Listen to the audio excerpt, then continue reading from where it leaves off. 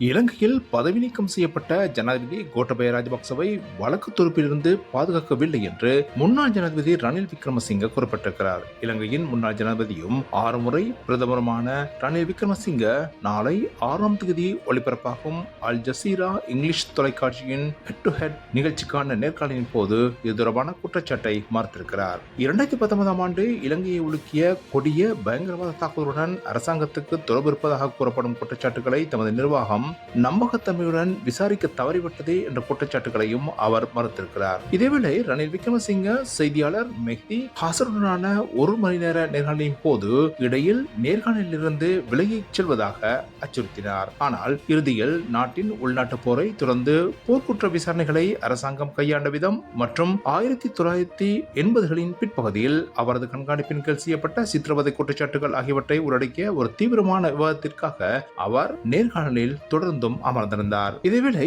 2019 உயிர்த்த ஞாயிறு குண்டுவெடிப்புகளில் ISIS சார்புடைய ஒருவரால் நடத்தப்பட்ட பிற சக்திகளை அவரது சொந்த அரசாங்கம் பாதுகாத்ததாக கத்தோலிக்க திருச்சபையின் குற்றச்சாட்டுகள் குறித்தும் ஹசன் விக்ரமசிங்கவிடம் கேள்வி எழுப்பி இதற்கு பதிலளித்த விக்ரமசிங்க அந்த குற்றச்சாட்டுகள் அனைத்தும் முட்டாள்தனம் என்றும் கத்தோலிக்க திருச்சபையின் அரசியலுக்கு இது ஒரு எடுத்துக்காட்டு என்றும் கூறினார். இலங்கையின் கத்தோலிக்க திருச்சபையின் தலைவர் முட்டாள்தனமாக பேசுகிறாரா என்று ஹசன் தெளிவுபடுத்திக் கொண்ட போது அதற்கு ஆம் என்று விக்ரமசிங்க பதிலளித்தார்.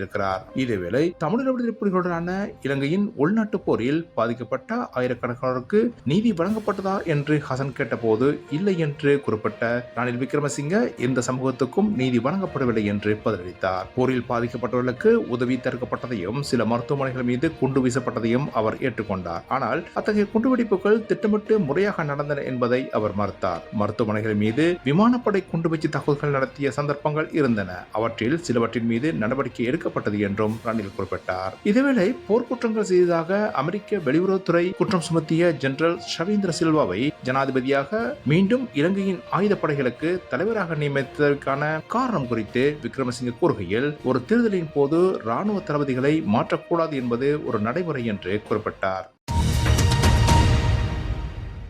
இந்திய கடற்றொழில்கள் இலங்கையின் கடற்பரப்புக்குள் அத்துமீறி நுழைவதையும் அவர்கள் இலங்கையின் வளங்களை அழிப்பதையும் தடுக்க வேண்டும் என இந்திய அரசாங்கத்திடம் இலங்கை அரசாங்கம் கோரிக்கை விடுத்திருக்கிறது. இலங்கையின் நாடாளுமன்றத்தில் நேற்று இந்த கோரிக்கை விடுக்கப்பட்டிருக்கிறது. நாடாளுமன்றத்தின் அவைத்தலைவர் பிமல் ரட்நாயக்க இந்த கோரிக்கையை இந்திய அரசாங்கத்திடம் முன்வைத்திருக்கிறார். தென்னிலங்கையுடன் ஒப்பிடுகையில் வடக்கின் கடற்றொழில்கள் ஏழைகள் என்றும் எனவே அவர்களின் வாழ்வாதாரத்தில் இந்திய கடற்றொழில்களின் பிரச்சினை வெகுவாக பாதிப்பை ஏற்படுத்துவதாகவும் பிமல் ரட்நாயக்க குறிப்பிட்டிருக்கிறார். எனவே இந்திய கடற்றொழில்கள் மீது உடனடியாக சட்டத்தை அமுல்படுத்துமாறு விமல் ரட்நாயக்க இந்திய அரசாங்கத்திடம் கேட்டுக்கொண்டார். முன்னதாக இது தொடர்பான விவாதம் நாடாளுமன்றத்தில் இடம்பெற்ற போது பல்வேறு வடக்கின் நாடாளுமன்ற உறுப்பினர்கள் இந்திய கடற்றொழில்களின் அத்துமீறல்களுக்கு எதிராக குரல் கொடுத்தனர்.